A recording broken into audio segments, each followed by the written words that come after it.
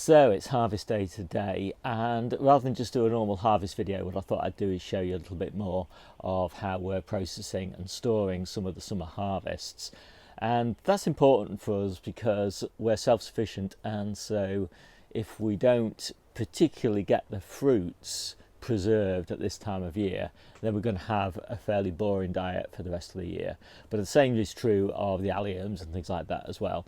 We do try in general terms to eat fresh for about 80% probably of what we eat each week of the year, but obviously that's not possible with the fruits. So let me show you what we're harvesting, then I'll come on and show you some of the preserving, some of the storage and all of that sort of thing. So a bit of a different video for this Sunday. So I'm just going to start off in the polytunnel, and our general plan here is that these are the tomatoes that we're eating fresh, and I've got a lot of those to harvest today, and these generally go in the salad mixes that Debbie and I eat and for our friends and family. And we've got a similar sort of story here with cucumbers.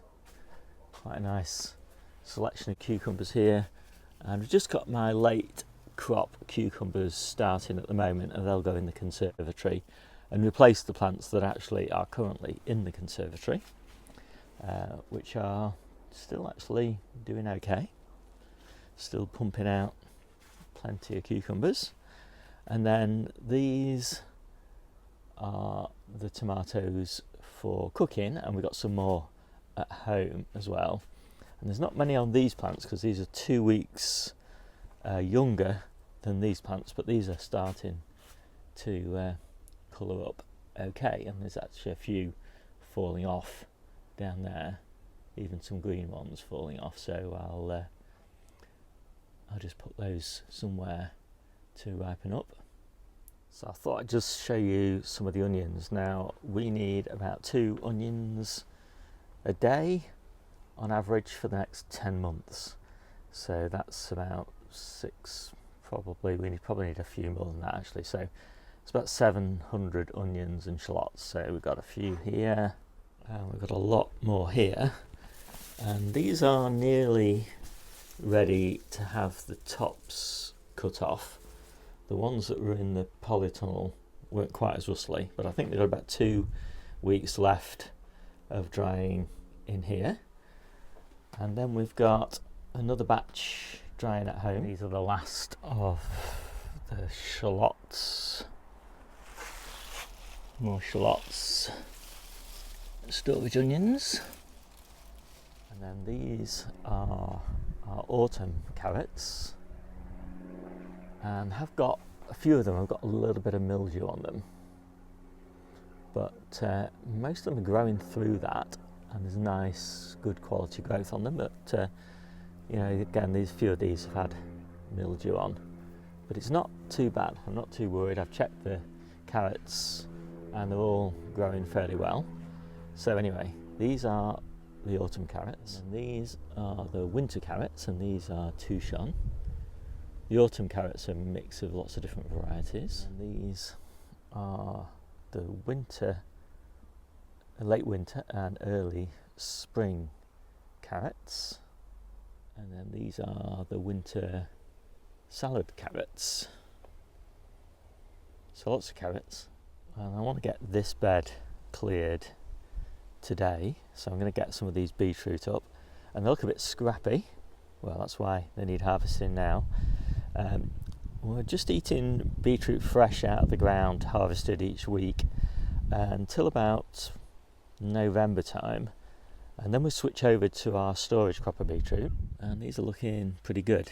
They're quite a nice size. We'll be harvesting these sort of late September time.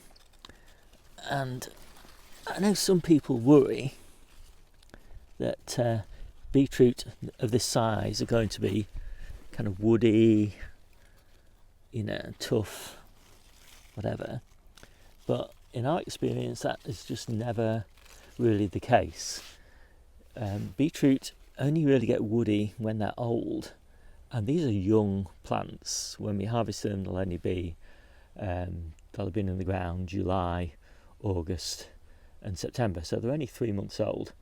And a 3-month-old beetroot is going to be really sweet and tender, and it'll stay sweet and tender in store.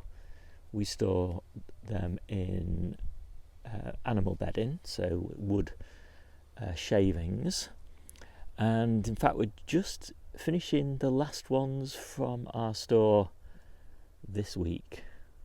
Now I interplanted this beetroot bed with these St Annes onions. They're a summer onion, intentionally meant to be for salads, but I find them a bit too strong for salads, so we'll be using them for cooking. But they don't seem to have interfered with the beetroot crop at all. And I've got this incredible bonus, basically, of all of these absolutely gorgeous, well, I guess you could think of them really as shallots. Fantastic. Because we store our beetroot, we don't tend to process it, so we don't pickle it or anything like that. We just eat it fresh every week of the year, and that's about as much beetroot as we'll get through in a week.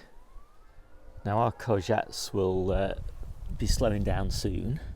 Right now, actually, they're going just a little bit crazy, and I seem to have got an extra courgette plant growing here, which I don't know where that came from. It must have just germinated from the second seed or something that was in the module, but I mean it's actually starting to kick out some quite big courgettes, and obviously this is the main plant here with the main stem, and that's still doing quite good as well. So it's a little bit confusing what's happening there, but the thing is, once the courgettes start to slow down, we've got plenty of other things to go at.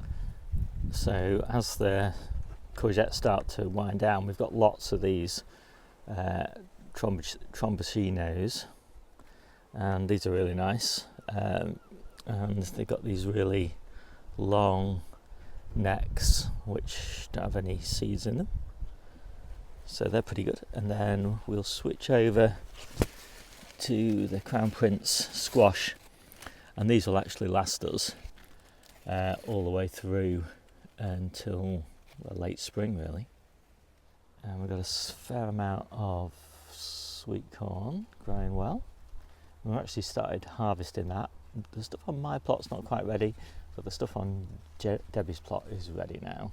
So this is the last of the kale on my plot, and we have a lot of brassicas. Brassicas are kind of the mainstay of our harvest all the way through the year. So this is a lovely kale actually. This is Pentland Brig. It's a really kind of cabbagey kind of kale. So for anybody who doesn't really like the traditional curly kales, this ruffled kale is a perfect substitute. But to be honest, on my plot, this kale is coming out. Most of the kale is in the back garden because we have less pigeons in the back garden.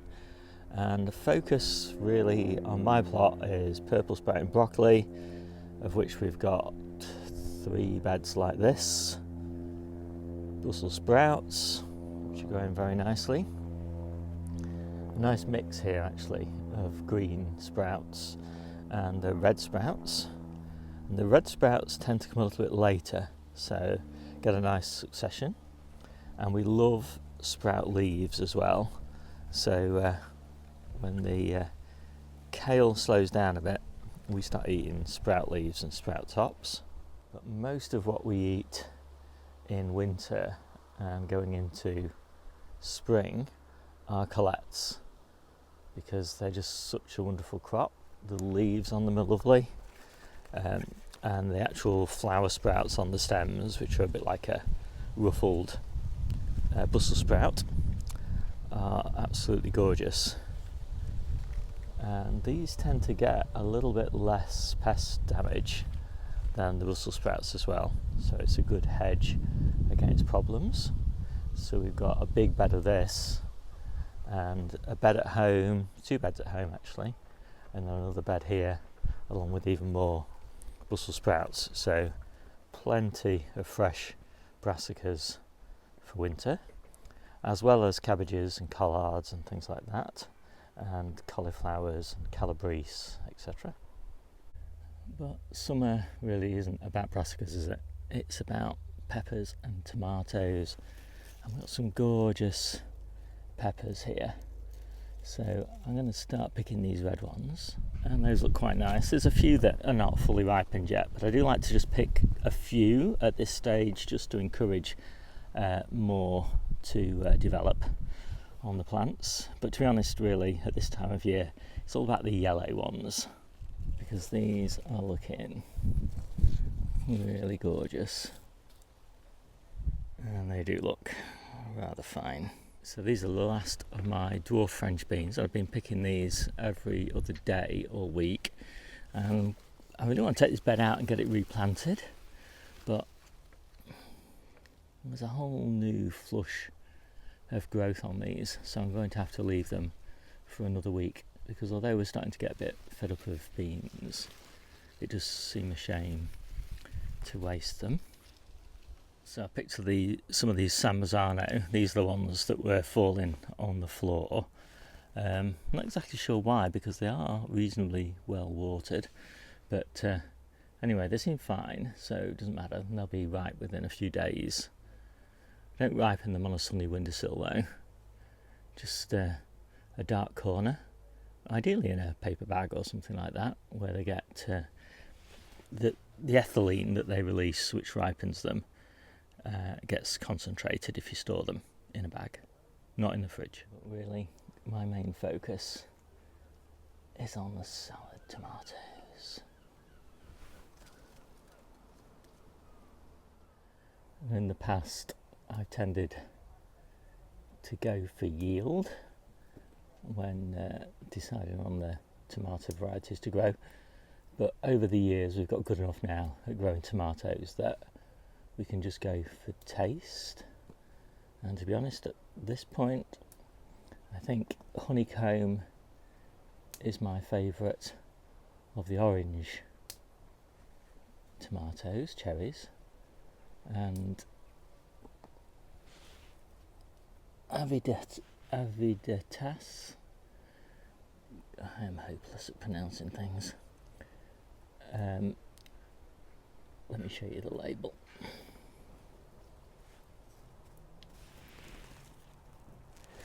Is the best tasting of the cherries, and they're both good enough yielding, but these are my favourite. I definitely prefer them to Sweet Million, for example, which, despite the name, I don't find either to be quite as good yielding as this one.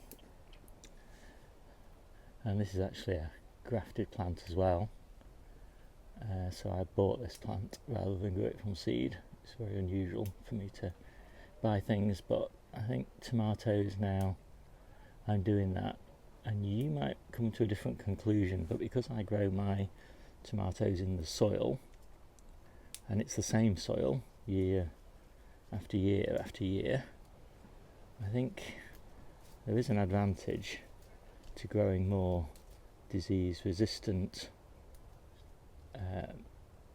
rootstocks, and I'm getting a little bit of snail damage on some of these. I never see the snails, I don't know where they're hiding.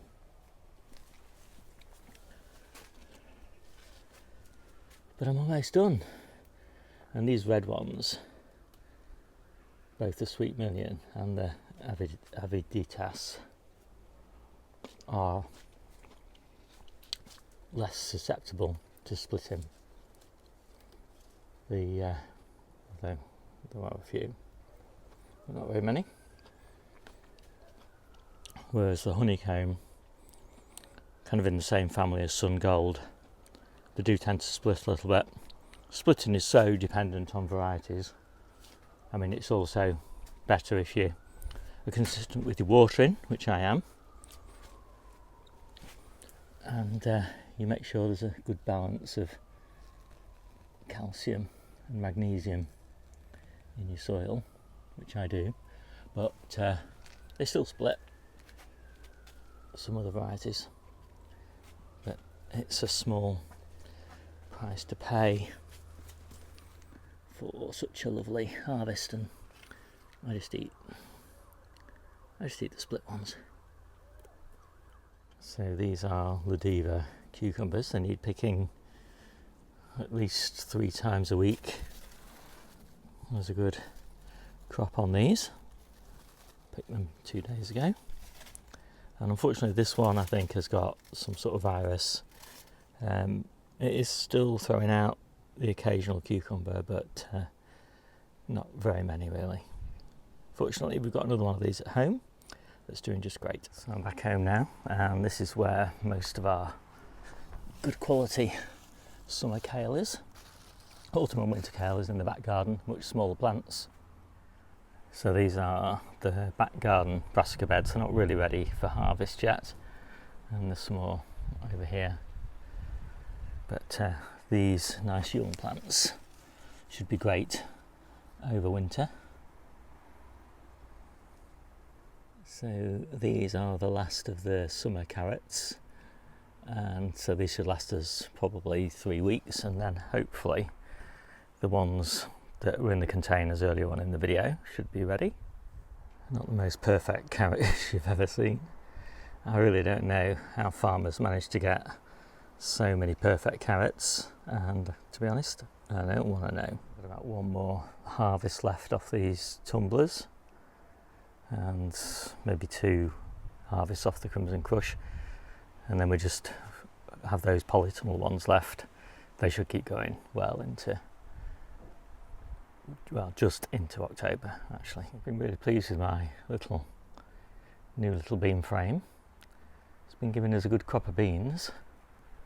Just harvested these yesterday, so I'm just looking just for any odds and sods that escaped my attention. I think there's a few up here.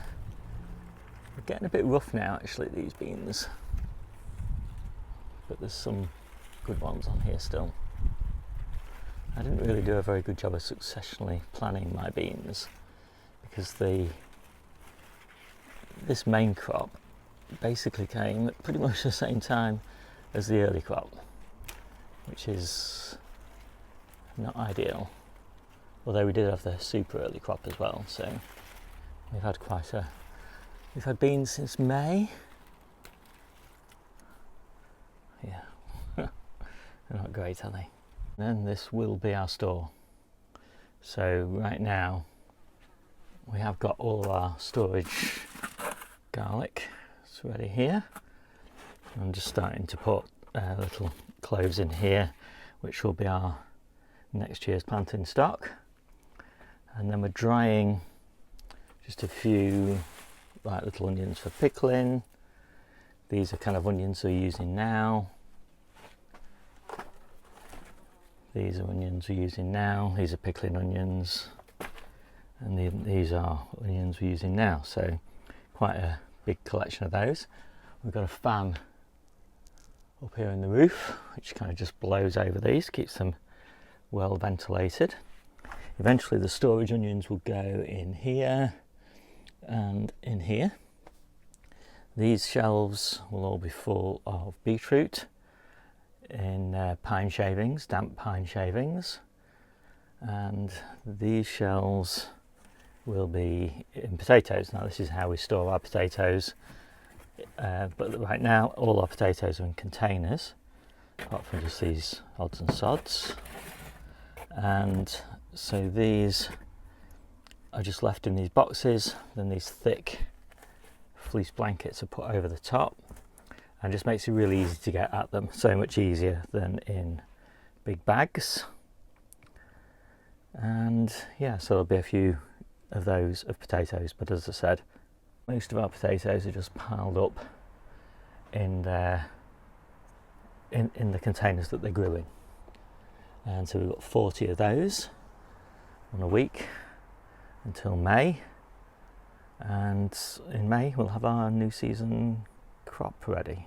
So this is what I mean by the pine shavings, and that big bag down there is full of this year's pine shavings. So as I said, it's just pet bedding. So this is the harvest table for the week, apart from everything that we've eaten fresh out of the garden day by day. Things like the blueberries and the raspberries and the strawberries and rhubarb and things like that. So let me just take you quickly through it. So we've got a few peppers, chili peppers. We actually don't have that many chili peppers now because we've harvested so many of them. New potatoes, freshly dug yesterday. Courgettes, cucamelons, nice selection of different types of cucumbers, mixed beans. And I said we probably won't have as many beans as this next week. We've been harvesting beans since about May. I'm getting a bit fed up of beans, to be honest, now. So I'll be happy when this reduces probably to 4 tubs next week, 2 tubs the week after, something like that. Tomatoes, these are the ones we're using for cooking at the moment. These are the Crimson Crush. And yeah, let's just talk about this, because this is a tomato base. And we've never done the tomato base like this before. Basically, we just liquidized the whole thing. Tomatoes, skins, seeds and all. And once it was really well liquidized, you can see it's nice and smooth. We just reduced it down to about 50%. But what we're going to do next time is we're going to put the mixture in the fridge overnight and let the water separate off from the paste, I guess you could call it, and we'll drain that off and use that in cooking, and then we don't have to do as much reducing down. And in fact we could add, you know, onions and spices and things at that stage as well. So it's so much quicker than doing it the traditional way, roasting in the oven and all that sort of thing, and then using a moulay to extract the seeds and the skin. So I think the added advantage is, of course, there's lots of nutrients in the seeds and skin, so that's really good. And then we've got some mint syrup. And these are actually the beetroot that we harvested in October. So this is the last harvest effectively from the store. Just some little bits of garlic there. These are just the used first bulbs, and mixed onions, and cooking tomatoes, salad tomatoes, fresh beetroot, Romanesco cauliflower, trumpicinos, parsley, basil. And these are actually the last of the potatoes from the store. So these are our really early potatoes, stored in the box under that fleece blanket. We don't really need any of those now, so we've cleaned that out. It's just better to harvest them fresh from the compost. And then this is effectively the main crop of the cooking tomatoes. And the peppers are looking pretty good. I think we'll be switching over to red peppers pretty soon. At the moment, yellows are dominating. We've got those carrots, and then the mixed brassica leaves. So mostly, in fact, all of these are kales, but they're all different types of kales. We've got Tuscan kales here, red curly kales here, green curly kales here. All these different, we've got all these different sprout leaves, colette leaves, and Pentland Brigg ruffled kale. It's not called ruffled kale, but just distinguishes it from the curly kale. And we are harvesting fresh the sweet corn as well. So that's quite a nice harvest. I mean, it's not a big harvest as harvests go, but for midsummer, as we're rapidly transitioning everything over to winter crops, it's not so bad. And obviously we've still got to harvest all of the salads, which I'm going to do later when the table is cleared. So I mentioned that this is the harvest for Debbie and I and our friends and local family. And this is kind of what we do for the kids. So we make up these like little goodie bags of meal ingredients for them. And where possible, we get people to actually take the harvest in these plastic containers because they're completely reusable, but some people just have insufficient fridge space, and so these bags are really convenient. We try and get the bags back and reuse them.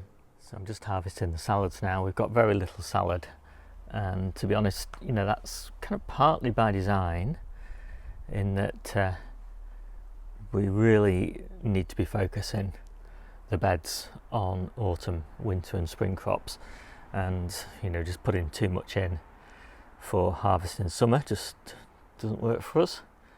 You know, you get a few more weeks of harvesting summer where you could be harvesting for months on end in winter.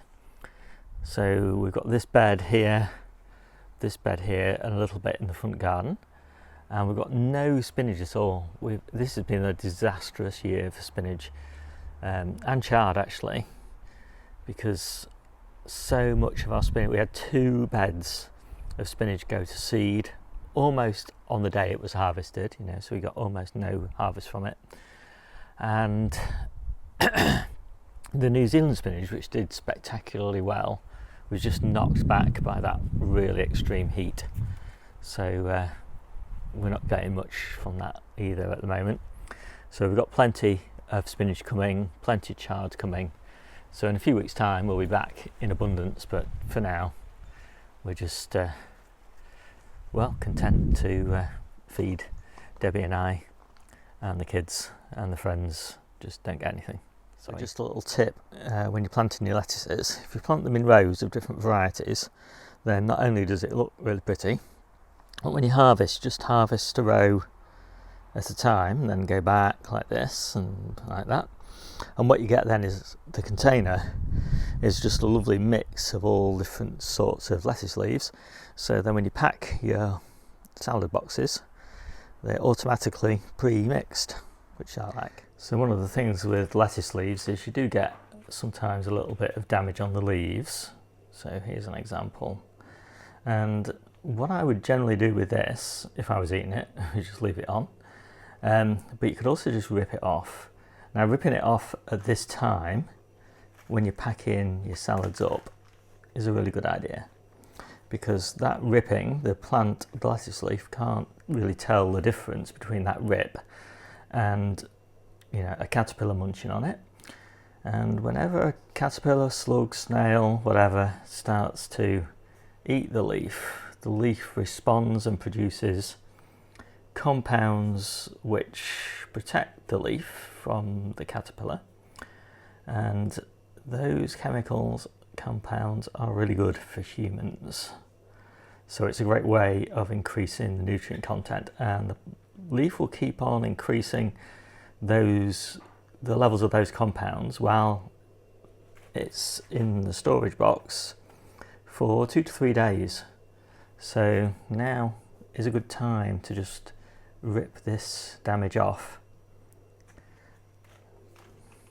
But also, because there's the damage, it also means that the plant has already started producing these chemical compounds, which are great for humans. So Debbie and I really embrace damaged leaves, and for other people who are less tolerant, we just rip them off. Now, if you wanted to actually really maximise the levels of nutrients in your lettuces, then you would just rip the leaves up. So maybe rip that into 3 pieces. We don't do that just because of the keeping qualities. If you rip that up, it would be great for 2 to 3 days, but we've got a 7 days supply of salads here, so we don't want to be doing that. And to be honest, you know, we just get so much nutrition, we don't really need it. But if you wanted to, that would be another good way to improve the nutritional content of your salad mixes. So here's the salad mixes. These are Debbie and I's, the kids and friends, and these are the ones we're saving for ourselves for processing. We don't have any spring onions at the moment, so we're using these little baby North Holland Blood Red. They're really sweet and crispy, and they're certainly a good substitute for spring onions. Not quite Not quite as good, but good enough. So I'll have 3 or 4 of these in each of my mixes. You'll notice we don't have any radishes in our salad mixes in summer. Here's our first batch of radish going in the ground next week. So we will be eating radish again in autumn. And then the final part of the storage story is in our garage shed. We've got this fridge, it's a Beco, and it can stay outside and it deals with freezing properly, although the only problem is sometimes the contents can freeze if it gets really cold outside. But this is where we store our salads and our kind of excesses that won't fit in the main house fridge. So we've got my salads here, Debbie's salads here, we've got some beans which we can't get in, and some mixed veg bags. So yeah, very useful to have this second produce fridge. So as usual, if you've got any more questions about harvesting, please ask away, and I will update the chapter of my book all about harvesting, and that's free to read online, and you can find the link to that in the description below. And in the recipes section of the book, you'll find all Debbie's recipes for all of the jams and other preserves and things that she makes. And if you want the details of those recipes, just tap on the link here and that will open up, including a picture here, which you can again tap on to read the actual recipe. And on the subject of recipes, I published my first ever recipe video, and I actually wrote up the details of the recipe here in my ebook, and again there's a link to that you can find in the description down below. It is an amazing granola, and I've just had a bowl of it now. So if you're interested in any of the things that I mentioned in today's video, look in the description below and hopefully you'll find links to them. There should be links to my ebook and some links to recipes and things like that as well.